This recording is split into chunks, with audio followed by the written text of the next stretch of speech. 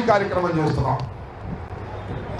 నేను మన పోతి మహేష్ గారు, అదేవిధంగా మన వేణుగోపాల్ రెడ్డి గారు ఒకటి అనుకున్నాం, మనం ఇక్కడ కూర్చుని మీరు జెండా పట్టుకోండి అంటే కాదు, మనం ప్రతి నియోజకవర్గం వెళ్దాం, తెనాలి వెళ్దాం, పొన్నూరు వెళ్దాం, తాడికొండ వెళ్దాం, గుంటూరు వెన్న వెళ్దాం, గుంటూరు 2 వెళ్దాం, పత్తిపాడు వెళ్దాం, 7 నియోజకవర్గాలు తిరిగి అందరూ ఇలా కలుసుకొని రిక్వెస్ట్ చెప్తే వాళ్ళకి ఉత్సాహంగా ఉంటుంది, మనకి ఉత్సాహంగా ఉంటుంది అనేటువంటి ఉద్దేశంతో 3 రోజుల నుంచి అన్ని తిరుగుతున్నాం. ఇది ఆఖరిది. ఇవాళ ఫాతిమా గారు సాయంత్రం పెట్టారు, పొద్దునేమో పత్తిపాడు వెళ్ళి వచ్చాం. మీ అందరినీ రిక్వెస్ట్ చేసేది ఏంటంటే, గుంటూరు పట్టణం అనేటప్పుడు కొద్దిగా ఇబ్బంది, ఎందుకంటే అందరూ హై క్లాస్ వాళ్ళు ఉంటారు కదా. అదే పల్లెటూరులో అయితే బడబడమని వచ్చేస్తారు. కాస్త ఓపిక చేసుకోండి.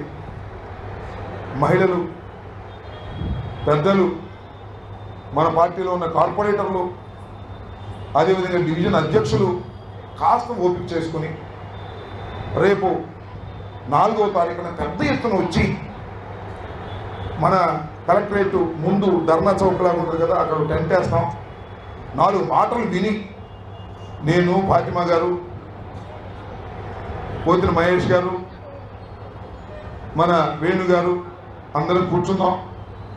4 మాటలు చెప్పుకొని ఒక మెమోరాండం తీసుకెళ్ళి కలెక్టర్ గారికి సమర్పించి వద్దాం. దీనికి మీ అందరి సహకారం కావాలి అనేటువంటి ఉద్దేశంతో ఇవాళ ఈ సమావేశాన్ని ఏర్పాటు చేశామని మనం చేస్తున్నాం. ఇప్పటికే చాలా కాలాతీతమైంది. 1-2 మాటలు చెప్పి నేను ముగిస్తాను. మీరు చూశారు కదా సోషల్ మీడియాలో,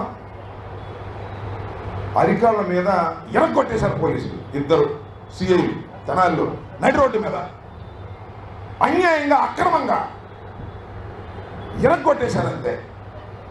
ఇది ఇన్హ్యూమన్, మానవత్వం కాదు.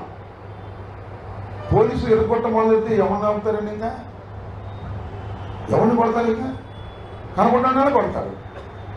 నేను ఏమంటానంటే, ఇవాళ హోంమంత్రి గారు, ఆమె పేరేంటి, వంగలపూడి అనిత గారు, మైక్ ముందే హోంమంత్రి, ఆమె దగ్గర ఏమీ లేదు, అంతా లోకేష్ బాబు గారు చూసుకుంటున్నాడు. ఈ కొట్టూరు సెక్షన్ కూడా అతనే. ఆమెకు తెలియదు అసలు పాపం. ఆమె చెప్తుంది వాళ్ళ జగన్మోహన్ రెడ్డి గారు వెళ్తున్నాడు, ఏం ముఖం పెట్టుకెళ్తున్నాడు అంటుంది.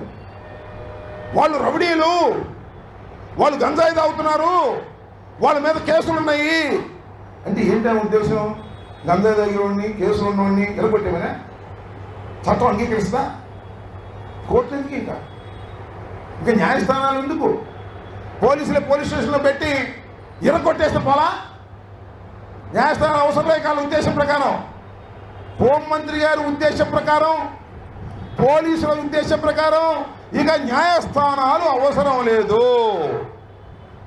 ఎవడైతే దొంగతనం చేస్తాడో, ఎవడైతే రౌడీజం చేస్తాడో, ఎవడైతే చీటింగ్ చేస్తాడో, ఎవడైతే రైటింగ్లో పాల్గొంటాడో, ఎవడైతే హత్యలు చేస్తాడో వాళ్ళందరినీ కోర్టులో ప్రొడ్యూస్ చేయడానికి అవకాశం లేదు.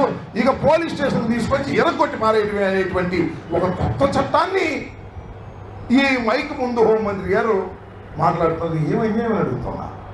నేను ఒకటే మనం చేస్తున్నా, తెనాలిలో 3 యువకుల్ని కొట్టారు, అతి దారుణంగా కొట్టారు పోలీసు వారు. వాళ్ళు దొంగలు కావచ్చు, నిజంగా మనకు తెలియదు వాస్తవాలు ఏంటో, దొంగలు కావచ్చు, గంజాయి తాగొచ్చు, రౌడీ షీట్ మీరు పెట్టొచ్చు, కానీ కొట్టే హక్కు ఈ రాష్ట్రంలో, ఈ దేశంలో, ప్రజాస్వామ్య దేశంలో పోలీసులకు లేదు లేదు లేదు అని చెప్పడం కోసమే జగన్మోహన్ రెడ్డి గారు రేపు తెనాలి వెళ్తున్నాడని మనం చేస్తున్నాం. మీకు చిత్రం, దానిలో ఒక న్యాయవాది ఉన్నాడు.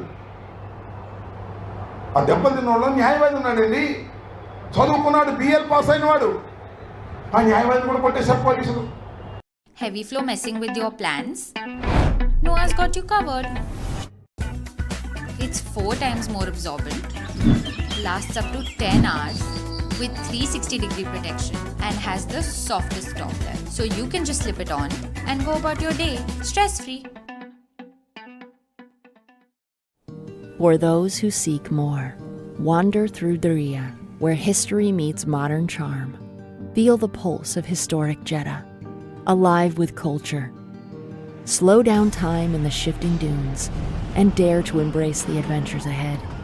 Discover Al Ula, where nature and history merge. This is a journey beyond expectations. Spectacular Saudi. పోలీసులకు తుపాకీ ఇస్తారు ఎందుకు? కాల్చిపారేమనే? తుపాకీ ఎందుకు ఇస్తారు? కాల్చేమనే? రక్షణ కోసం ఇస్తారు. నా దగ్గర తుపాకీ ఉంది కదా అని కాల్చేస్తే,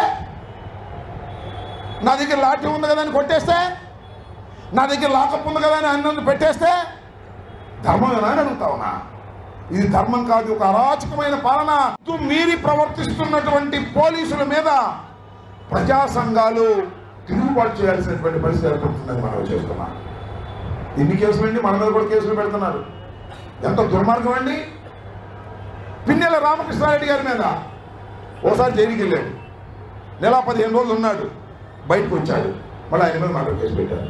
ఆయనకి ఏమి సంబంధం లేదు. నేను చెప్తున్నా, ఇద్దరు తెలుగుదేశం ముఠాలు కొట్టుకుంటే గుండ్లపాడు అనే విలేజ్లో ఇద్దరు చచ్చిపోయారు. దాన్ని తీసుకొచ్చి పిన్నెల రామకృష్ణారెడ్డి గారిని వారి తమ్ముడిని పెట్టారు. ఎక్కడైనా మర్డర్ జరిగితే, డెడ్ బాడీ దొరికితే 302 వేసి మనం పెడుతున్నారు.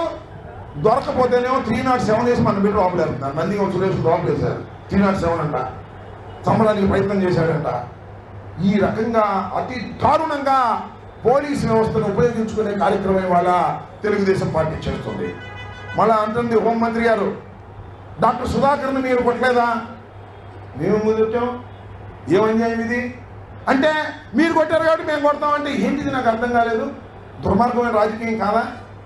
ఒక విధంగా చెప్పాలంటే హోంమంత్రి గారు అంగీకరించారు, వాళ్ళు రౌడీలు, అందుకని మేము కొట్టామని. అది చాలు శిక్ష పట్టానికి. పోలీసులు ఎవరిని కూడా కొట్టే అర్హత లేదని కూడా ఈ సందర్భంగా నేను మనవి చేస్తున్నా. కాబట్టి మీ అందరూ గమనించవలసింది ఏంటంటే, ఒక రాక్షస పాలన ఇవాళ రాష్ట్రంలో జరుగుతూ ఉంది. ఎవరిని పడితే వాళ్ళని కేసులు పెట్టడం, లోపలేసి బెదిరించేటటువంటి కార్యక్రమాలు చేస్తున్నారు. భయపడవలసినటువంటి అవసరం లేదని ఈ సందర్భంగా నేను మనవి చేస్తున్నా. ఎన్ని కేసులు పెట్టినా, ఎన్నిసార్లు లోపలేసినా గుండె ధైర్యంతో జగనన్న సైనికులు ముందు కదలవలసినటువంటి అవసరం ఉంది. ఈ 4 సంవత్సరాలు కూడా మనం పోరాడదాం. పోరాడిన తర్వాత వచ్చేది మన ప్రభుత్వం. ఇప్పటికీ ఆలోచన చేస్తున్నారు ప్రజలు, అయ్యో ఎందుకేసారు ఓట్లు చంద్రబాబు నాయుడు గారికి, అనవసరంగా ఏదో ఇస్తానని చేస్తే ఏమి ఇవ్వడం లేదు అని పశ్చాత్తాపడుతున్నటువంటి సందర్భం. కాబట్టి మీ అందరికీ నేను మనవి చేసేది ఒక్కటే, మీరు చూశారు కదా ఎన్నికలు అయిపోగానే ఉన్న పరిస్థితి ఎలా ఉందో, సంవత్సరం తర్వాత ఇప్పుడు ఎలా ఉందో చూస్తున్నాం కదా. అప్పుడు ఇంతమంది వచ్చేవాళ్ళు, ఎందుకు వచ్చిన గొడవలే, 11 సీట్లే వచ్చినాయి అని వెనక ముందు ఆడుతున్న రోజుల నుంచి లేదు మళ్ళా జగన్మోహన్ రెడ్డి గారు అధికారంలోకి వస్తాడు, చంద్రబాబు నాయుడు గారి కూటమి ప్రభుత్వం ఫెయిల్ అయిపోతుందనేటువంటి భావన ప్రజల్లో మొండిగా స్టార్ట్ అయింది. ఇప్పుడేం బయటపడరు. నేను బయటపడడానికి కేసులు పెడతాను, భయం, మెల్లబోటు వాళ్ళం బయటపడతాం, పనులు కావని కేసులు పెడతారని. ఇంకో సంవత్సరం రాగండి, ఇందాక మన వేణు గారు చెప్పారు కదా, అందరూ బయటపడతారు. కాబట్టి మీ అందరూ కూడా మరొకసారి మీకు మనవి చేసేది ఏంటంటే, రేపు 4వ తారీఖు ఉదయం